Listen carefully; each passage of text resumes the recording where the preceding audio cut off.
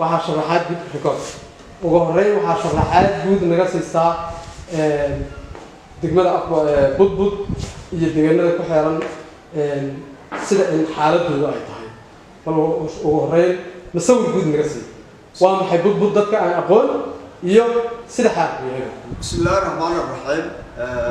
waxaan halkaan uga mahadcelinayaa idaacadda Home Cable iyo shaqaalaheeda aan galabta halkaan ku kulanay هذا رالي جعلنا نقرأ سنة تلفزيون كذا العظيم بسم الله الرحمن الرحيم halkaan galabta waxaan ku kulanay telefishinka Home Cable iyo shaqaalihiisa waxaan uga mahadcelinaynaa ajiibida ay soo ajiibeen haddii aadna weydiisay walaal degmada budbud waxay ka kooban tahay dhul magaalo iyo miyi intaba leh oo maaragtay degaan weyn oo ilaa 90 kiiloomitir oo isku wareega maaragtay ah oo haddii aan leeyahay dhul badan hoos yimaado markaan kuu sii sharaxo waxaan idaacadda ugu yeeray galabta inaan uga warrano baahida deegaankaas ka jidha awalaha ugu horeysa caafimaadka meeshaas wuu ku liitaa hay-ad yar oo meersi la yiraahdo oo tabar yar oo waxa joogta maaragtay hooyadii dhallaanka ka shaqeysa xagga caafimaadka mana kafayn karto waxa ay haddii la yiraahdo maaragtay ay meesha maaragtay ka wadaan waa in yar hooyo dhallaana ambalaasyadu ma kafayn karaan maaragtay ambalaas toosa ma leh shaqaale haddii la yiraahdo maaragtay dawo maaragtay macno badan meesha kama jiddo wax dadkaas kafeeya waa hooyo dhallaan waa gartay marka xarun yar inay ku taalo ayaad noo sheegtay agabka caafimaadkan u yaryahay waxaad ka warantaa baahiyaha caafimaadka deegaanka ka jira sida waxaan la soconaa xanuunka shoombiyoodku in deegaano badan ka dilaacay xanuunkaasi sidee deegaanka ku yahay saameyntiisa iyo haddii ay jiraan dad waxyeelay ama u dhintay bal nafaqa xanuunkaas hadda wax u dhintay ma jiraan laakiin deegaanka si daran ayuu ugu jiraa maadaama deegaanka abaarta ay weli ku dambeeyay xanuunka shoombiyoodka ayaa aad u jira oo daran asagoo aan waayay iyo caruur iyo dhalinyaro midna lahayn maaragtay baahsan ayaa jira waxqabad hadda maaragtay caafimaad maaragtay wax laga qabtaana ma jiro agabkaasi meesha kama diyaarsana ayada oo meesha abaartii ay ku raagtay sida ayaxiyo waxyeelay waxyar adaan ka bixi xanuunka shoombiyoodka qaabku deegaanka uga jiro dadku haleelay tiro hadday haysid xilliga bal faafahintaas ku soco faafahintaas macnaha horta dadka uu maaragtay haddii la yiraahdo haleelay way badan tahay khaasatan habeenadeed anigu waxaan dul joogay nin weyn oo adiga dadkaas 60 jirka ah in uu 6 saac habeenimo ku soo booday magaciisa waxaa la oran jiray maxamed maxamuud jaamac ninkaas haddii la yiraahdo mar dhiman laakiin uu dhawaad adigu ilaahay maqaadiirtiisa uu iska kacay laakiin wuu sigtay aad ayuu u sigtay marka xanuunkaas dhalinyarada waa yeelka haddii la yiraahdo cid walba waa ku badan yahay carruurta yarka aad buu u badan yahay ilmaha yarka xanuunkaas soo ritay isbuucyadii u dambeeyay tiro ahaan gudoomiye maadaama gudoomiye tiro ahaan haddii walaal ahaan meesha tarakeebkooda waa iska yahay laakiin anigu waxaan xasuusanahay inta aan arkay ama MCS ama magaalada ku jiro laga sheegayo tira ilaa 60 70 u dhaxaysa ayaa anigu hadda ku shaqada waana ka badan yihiin intaan maaragtay ama MCS ka la keenin ama aan la maqlin inay ka badan yihiin waa ingaransiya magal haddii dhibaatadaas jirto oo xarunkaas shoombiyoodka uu wadda saas farabadan kugu hayo xaggee idiin ahay xarun caafimaad dadka xaggee geysay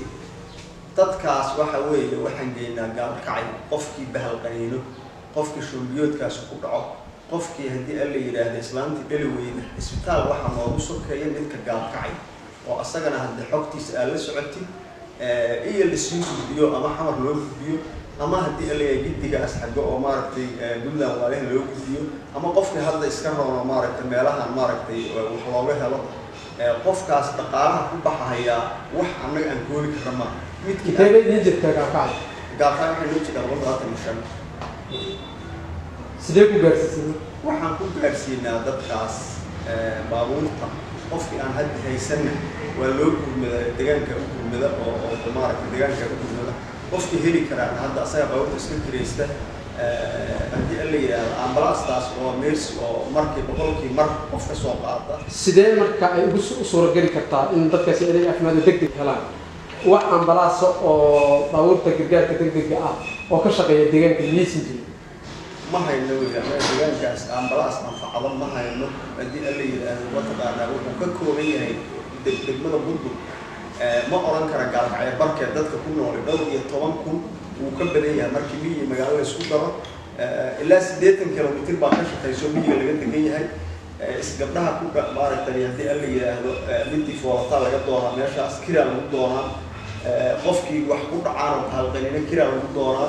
qofkii si kale waxaan soo shaqo ku soo dhawaa kiraa lagu doonaa anaga bataatanba caafimaad deegaankaas aan bahay waxaan codsanaynaa hay-adaha haddii alla yidhaahdo ka shaqeeya caafimaadka in ay naga caawiyaan haddii alla yidhaahdo dhibaatada intaa tiro la-eg inay naga caawiyaan siiba ambalaasta baahida ambalaasta loo qaba ayaa waxay tahay boqolkiiba 80 deegaanka ku qabaa maadaama dadku xoolaaleydu ahaa xoolihii maaragtay abaartii ayaxi ku dhacday dadku jeebkiisa iska isticmaali jiray laakiin maanta wax ay hayaan aan la arag xoolihii abaar uga dhacday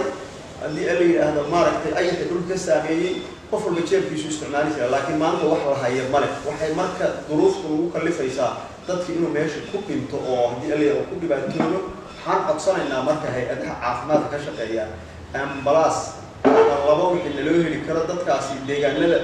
galmudug deegaanka ugu dad badan weeye inaan helo baa codsanaynaa haddii alla yidhaahdo codkeeda iyo codgaaba ku codsanayna ayaxii waxa weeye dhulkii maaragtay san asaga ayaa cunay deegaanka roobkii guga ee hadda ay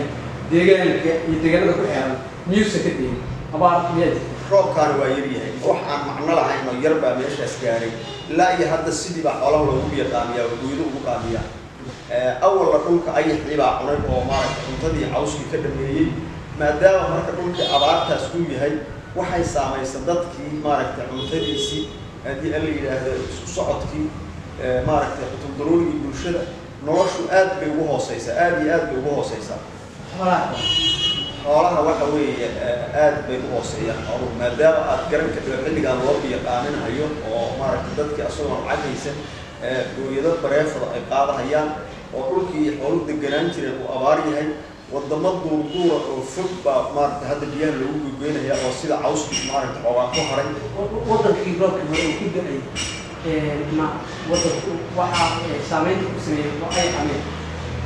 ayaxii siisaba kamama tegin wixii dhulka ka sarreeyay ayaxii baa la tegay roobka haddaana wuu ku helyahay oo maaragtay wax macno leh ma qabo dhulna maba qaban sidii maaragtay wax ayaxa u maray weli u banaanyay oo maaragtay ii sheeg dhibicba rooga kuma dhicin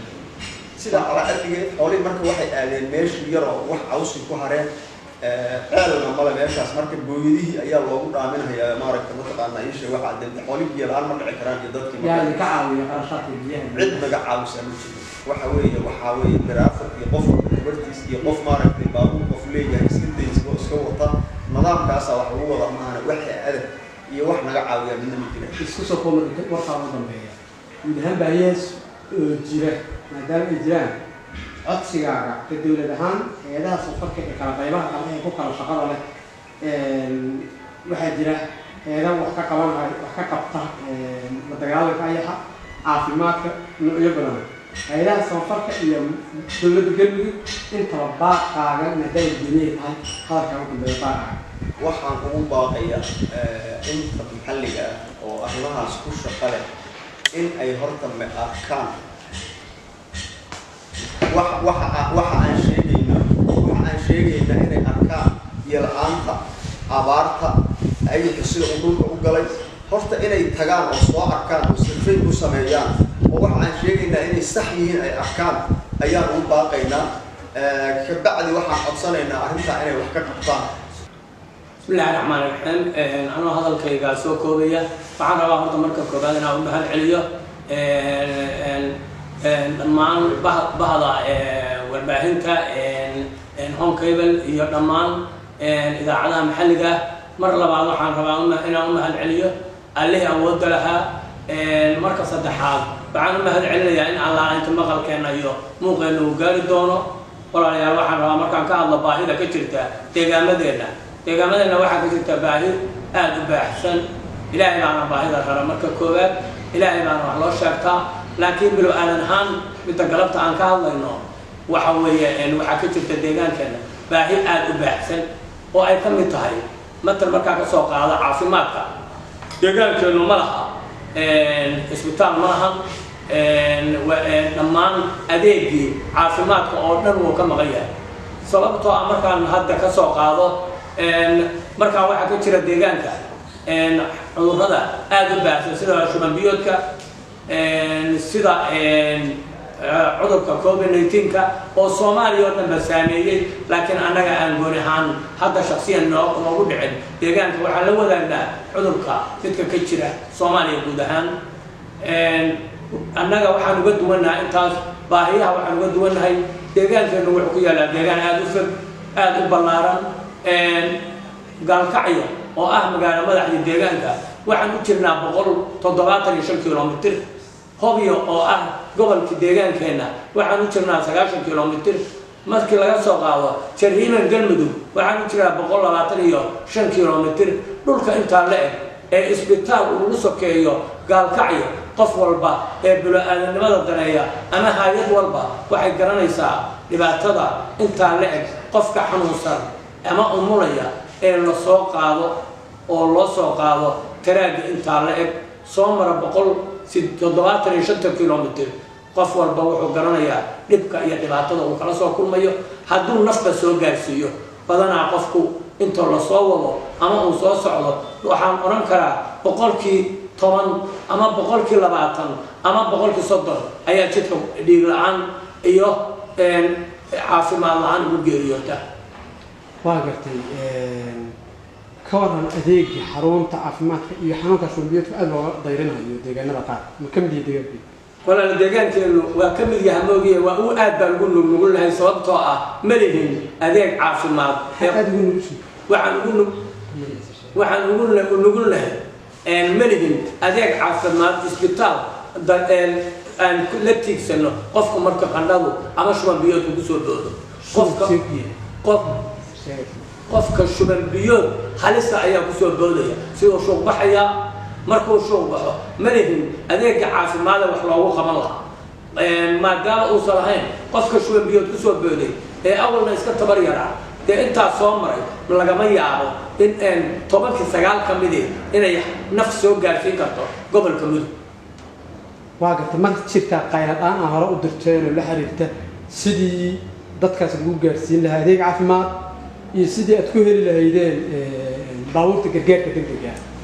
walaal Soomaalida waxay tiraahdaa qofna korkiisa biyo kala hagrado dhawaaq 24 saac waxaan diyaar u ahayn ama u ahaynba intaas oo u soo dhawaaqay loo soo taagnay haday ahaan lahayd hay'adaha caafimaadka haday ahaan lahayd Galmudug haday ahaan lahayd dawladda dhexe 24 saac waxaan soo gudbinay dhibka iyo dhibaatada ka jirta deegaanka waa gartay dhinaca kale nolosha asaasiga ee dadka deegaanku maadaama deegaan baaxad weyn yahay ilaa iyo ay isku sii xiran yihiin degmada afar waaqo roobabka gugu ma gaareen abaarta iyo ayaxa dhibaatada ku hayay sanadkii la soo dhaafay deegaanada waa maasanta cali maalin waxa weeye markaan kaaga hadlo horta wadankeena roobka dayrta uu ka da'ay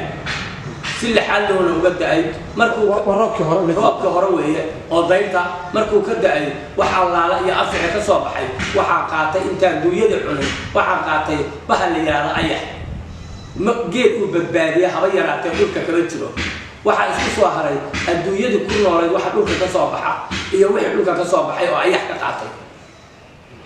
waxa soo haray roobkii guga ayaa hadda la gaaray roobkii guga deegaamada kama u diin qofkii guuri karay ee hanti haystay ee xooluhu u socon kareen uu soo guuray waa deegaanka kaliya deegaanka maanta waxa hadlayna hadduu ahaan la afar waaqo hadduu ahaan la galhaboog hadduu ahaan la afweyn hadduu ahaan la idaan hadduu ahaan la kalab hadduu ahaan la lafacad hadduu ahaan la caduur hadduu ahaan la budbud haddii ahaan la salacad waa deegaamada maanta al-aana Soomaaliya Mudug gudaheeda meesha biyaha laga dhaamiyo weey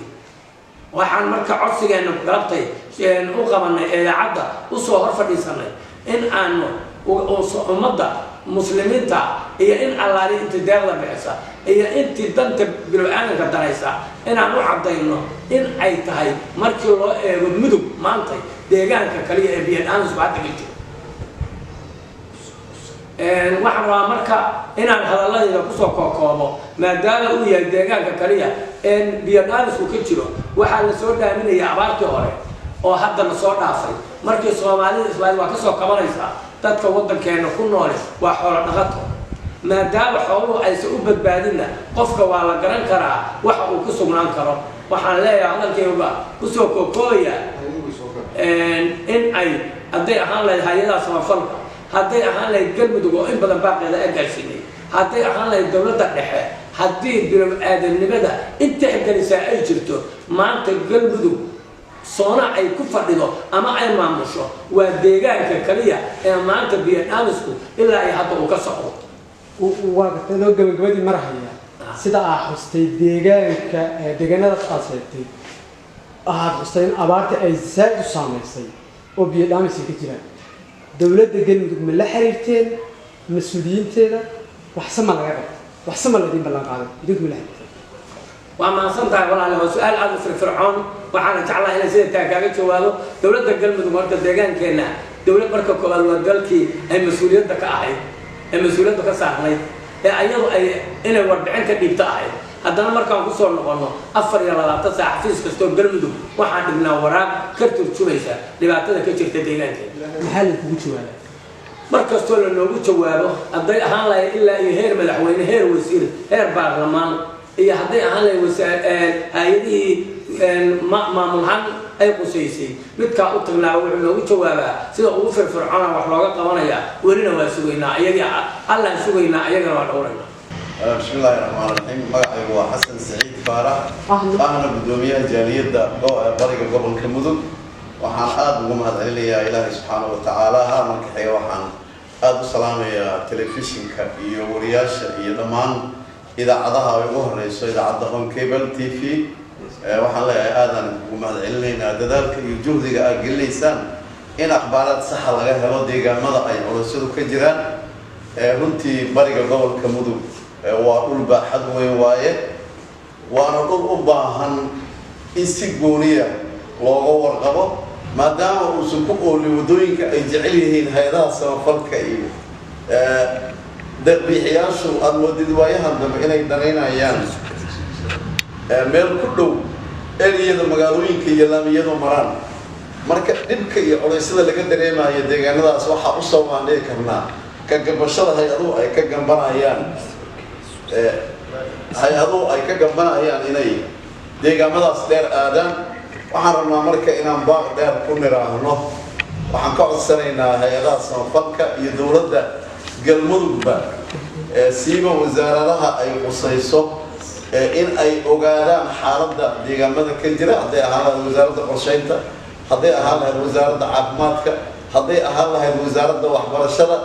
in si joogto ah loogu kormeero oo laguna dhiirigeliyo hay-aduhu inay tagaan dhulkaas aadka u fog oo 200 kilomitir ku dhawaadka deegaanka u jira waa wada ogtihiin afar waaqo kale hadda waxaa ka dhisan oo laga dhisay isbitaal weyn oo deegaamadaas bariga mudug oo dhan kaafin kara baahiyihiisa laakiin nasiib darro isbitaalkaas iyo deegaamadaas markii la dhisahayay dowladda galmudug waxay ballan qaadeen waxaa dhisay jaaliyadda u dhalatay deegaanadaas waxay hay-ad baa qayb ka mid ah dhistay oo la yidhaahdo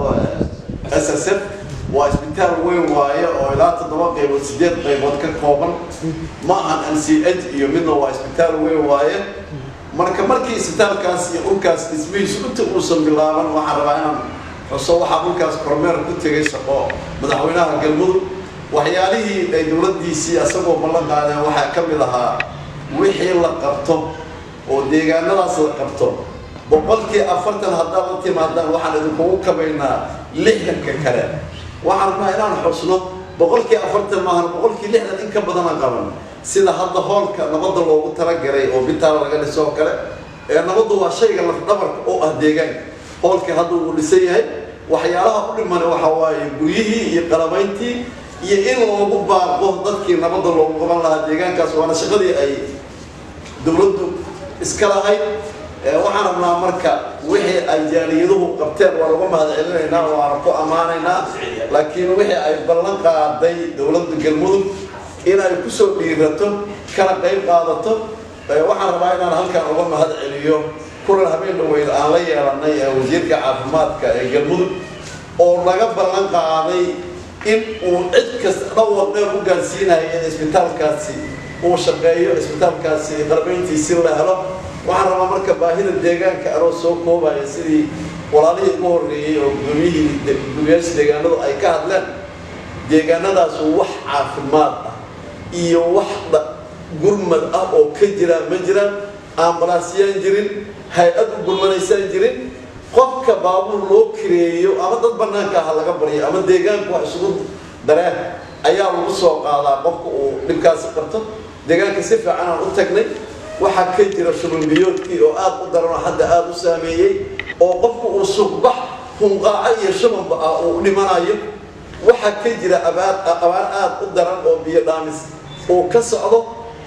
roobabkii hore oo deyrihii degana ayixii baa la tegay haddana dhulkaasi wuu ka qatan yahay roobkii guga marka waxaan rabnaa inaan nidhaahno cid kasta oo wax ka qaban karta weliba waan u horumarinaynaa kajaaliyad ahaan ma ka seexanayno qaybta nooga aadan iyo waxana ay naga mudan tahay deegaanadu waa ka qayb qaadanayna laakiin waxaan codsanaynaa inaan laga seexan oo hay-adaha samafalka iyo dowladda galmudugba ay qayb lixaadla ka qaataan dadkaasi gurmaday u baahan yihiin maanta in gurmad degdega la siiyo waxaan weliba sii codsanaynaa isbitaalkuna ambalaas male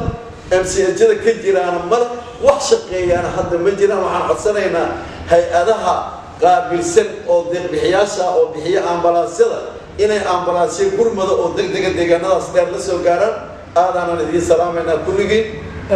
adagoo soo dhameeyey soona koobay qayb ka mid ah kajaaliyad ahaan xasasiiya waxaa tahay guddoomiyaha jaaliyadda bariga gobolka mudug dhibaatooyinkan abaaraha ee hadda taagan iyo waxaan maxaa ka qabateen idinku waxaan ka qabanay kajaaliyad ahaan horena wixii aan ugu qaban jirnay deegaanka cid kasta way og tahay haddana waxaan ka qabanay in aan cid kasta ku qaylino jaaliyad ahaan aan gurmano waxaan u joogaa waxaa waaye inaan baahiyaha deegaanka ka jira aanan cidna ku hadlayna aan ka warqabno maxaa idinkaga qorshaysan budbud baad joogtaa hadda guddoomiyihii jaaliyaddaa tahay dhibaatadan indhaaga ku aragtay miyigan waa tagtay jaaliyadda kale kule ama ku daawanaysaa ama muuqaagu waa gaari doonaa maxaa hadda idinkaga qorshaysan marka laga soo tago baaqa guuda aad dhiibtay ka jaaliyad waxaa nooga qorshaysan wixii aan ka qaban jirnay inaan laba jibaarno inaan naftayda iyo maalka iyaga u hurno inaan isku hawlno inaan samata bixinno ilaahay baa samata bixinta iskale dadka walaalahaya